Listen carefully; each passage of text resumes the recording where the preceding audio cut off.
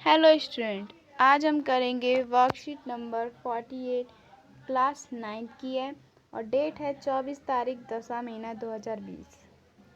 विषय है सामाजिक विज्ञान। इतिहास की जो आपकी बुक है उसका हम पाठ 3 कर रहे हैं इस वर्कशीट में।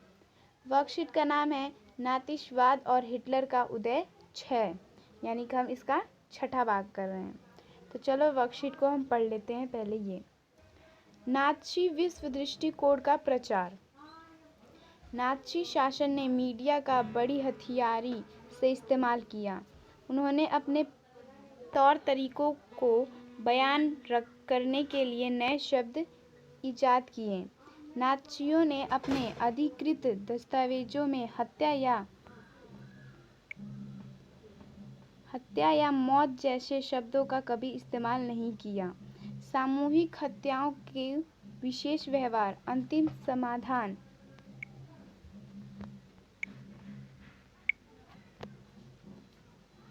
अंतिम समाधान यहूदियों के संदर्भ में यूथेनेजिया, विकलांगों के लिए चयन और संक्रमण मुक्ति आदि शब्दों का प्रयोग किया। यानी कि जो नात्सियों थे उन्होंने अपने अधिकृत दस्तावेजों में हत्या या मौत जैसे शब्द का इस्तेमाल नहीं किया था। उन्होंने किया था तो ये अंतिम समाधान, यूथेनियम जैसे शब्दों का इस्तेमाल किया गया था। आगे पढ़ते हैं। इवैन्यूकेशन, खाली करना का आशय था लोगों को गैस चैम्बरों में ले जाना। गैस चैम्बरों को संक्रमण मुक्ति क्षेत्र कहा जाता है। यानी कि जो गैस चैम्बरों है उसे संक्रमण मुक्ति क्षेत्र कहा जाता है। गैस चैम्बर स्नानघर जैसे दिखाई देते थे और उनमें नकली फव्वारे भी लगे होते थे। नात्सी विचारों को फैलाने के लिए तस्वीर, फिल्में, रेडियो, पोस्टर, आकर्षक नारों और इत्तेहारी पर्चों का खूब सहारा लिया जाता था। पोस्टरों में जर्मनों के दुश्मन की खास छवियां दिखाई जाती थी। उनकी मजाक उड़ाया जाता था, उन्हें अधिमान्य किया जाता था, उन्हें शैतान के रूप में पेश किया जाता था। समाजवादियों और उदारवादियों को कमजोर और पथभ्रष्ट तत्वों के रूप में प्रस्तुत किया जाता था।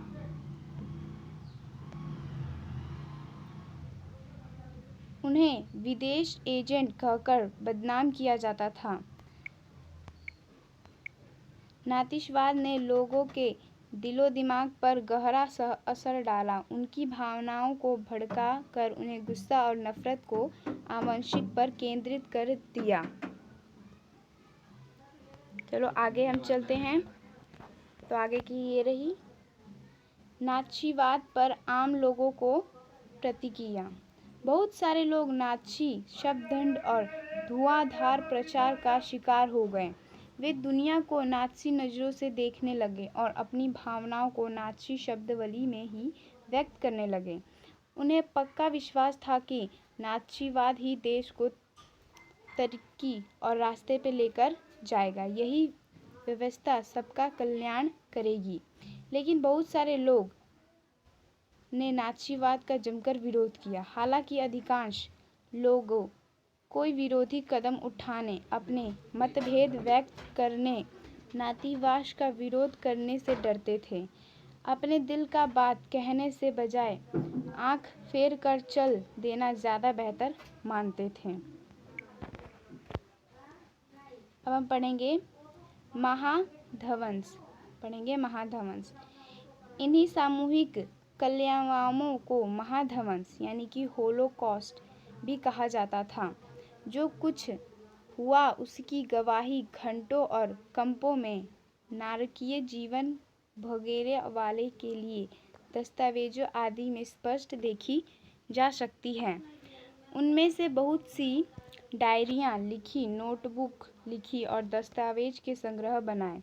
दुनिया के बहुत सारे हिस्सों में समृद्धि लेखों, डायरी, साहित्य, वृत्तचित्रों, गीतों, संग्रह और संग्रहों में इस महाध्वंस का इतिहास और समृद्धि आज भी जिंदा है। ये सारी चीज़ें उन लोगों के लिए एक श्रद्धांजलि है जिन्होंने उन कठिन दिनों में प्रतिरोध का साहस दिखाया। उन लोगों के लिए भी ये सारी बातें शर्मनाक यादगार है जिन्होंने ये जुल्म ढाए, और उनके लिए चेतावनी है जो खामोशी से सब कुछ देखते रहें।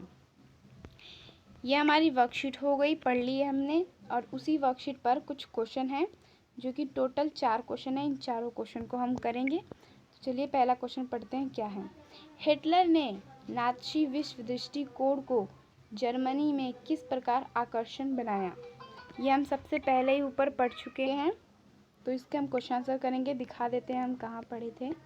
ये देखो, ये पढ़ा था ना कि रेडियो, फिल्म, तस्वीरें, ये सब खूब सहारा लिए क्या करने के? नाज़ी विचार को फैलाने के लिए। तो चलिए इसके आंसर देख लेते हैं।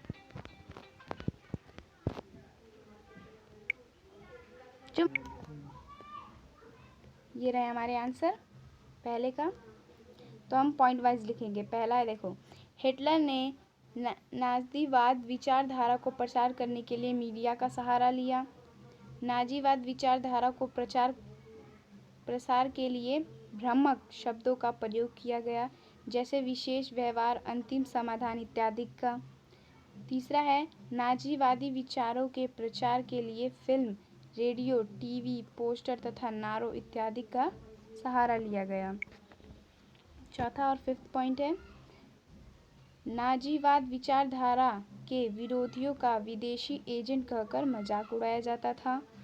5th है, नाज़ीवादी विचारधारा का समर्थन न करने वालों को देश विरोधी बताया जाता था।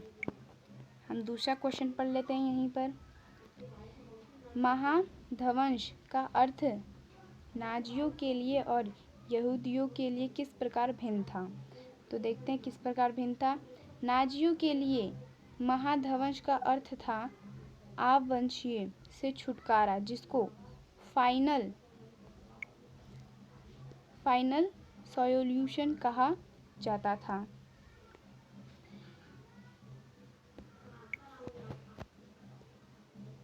और यहूदियों के लिए महावंश कभी ना खत्म होने वाला कहा जाता था। कभी ना खत्म होने वाला यातन थी, जिसमें उनका काम धंधा, उनके घर से सब बर्बाद हो जाए और लाखों लोगों को अपनी जान से हाथ धोना पड़ा। 1941 में शुरू हुआ ये नरसंहार 1945 में जब तक खत्म होता 60 लाख से ज़्यादा यहूदी मारे जा चुके थे। आगे भी है, यहूदियों के अलावा वे लोग भी मारे गए हिटलर को नापसंद थे। यानी कि यहूदी जो थे वो तो मारे गए, लेकिन जो हिटलर को नापसंद थे वो भी मारे गए। तीसरा क्वेश्चन पढ़ लेते हैं हम। नाज़ीवाद के प्रचार को आम लोगों ने किस प्रकार लिया? नाज़ीवाद जो था उसका जो प्रचार था आम लोगों ने किस प्रकार लिया उसको?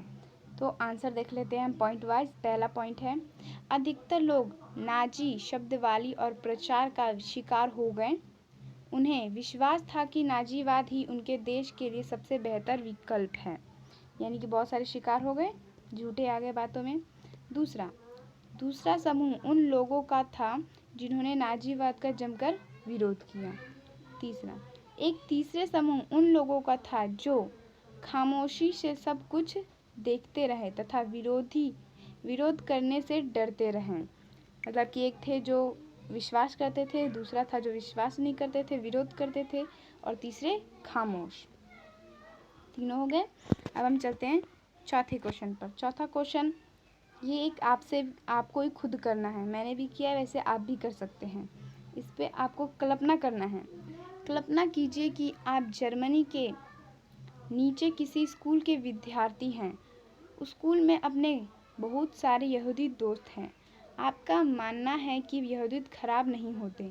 ऐसे में आप अपने पिताजी से क्या कहेंगे? इस बारे में एक अनुच्छेद लिखिए। यानी कि आप मान लीजिए कि उस समय आप विद्यार्थी होंगे उस स्कूल के, और यहूदी आपके एक दोस्त होंगे और आपको वो अच्छे लगते हैं। तो आप अब पिताजी से क्या कहेंगे उनके बारे में, इसके बारे में आपको लिखना है। तो चलिए देख लेते हैं हम क्या कहेंगे। वैसे तो आपको भी लिख सकते हैं, पर मैं क्या कहूँगी ये देखो। पिताजी, मेरे दोस्त यहूदित है, परंतु वह दिल के बहुत अच्छे और सच्चे हैं। हमारे समाज में लोगों के मन में यह धारणा क्यों है कि यहूदित अच्छे नहीं होते, जबकि मेरे सभी मित्र यहूदित बहुत ही अच्छे हैं। मुझे मेरे मित्रों में किसी भी प्रकार की कोई समस्या नहीं दिखाई देती, इसीलिए मैं अपने मित्रों को मित्रता को बनाए रखूँगा। परंतु इस समाज में ऐसा क्यों किया जा रहा है कि मनुष्य को मनुष्य से अलग करके भेदभाव किया जा रहा है। सभी मनुष्य हैं तथा सभी को एक जैसा जीवन जीने का अधिकार है, इसीलिए किसी से भी किसी भी प्रकार का भेदभाव करना पूरी तरह से गलत है। तो ये हमारी पूरी तरह से गलत है, किसी से भी भेदभाव करना। वर्कशीट कंप्लीट हो गई। ये हमारा लास्ट क्वेश्चन था। तो हम ये चारों क्वेश्चन को कंप्लीट कर चुके हैं। आज की वर्कशीट कंप्लीट। अगर आपको ये अच्छा लगा तो कमेंट में बताएं कैसा अच्छा लगा, और कुछ भी डाउट हो तो कमेंट में लिख दीजिए। और आगे की वर्कशीट जल्दी पाने के लिए हमारे चैनल पर बने रहे, सब्सक्राइब करना ना भूलें, क्योंकि जिन्होंने सब्सक्राइब किया होता है उन्हीं के पास सबसे पहले जाता है।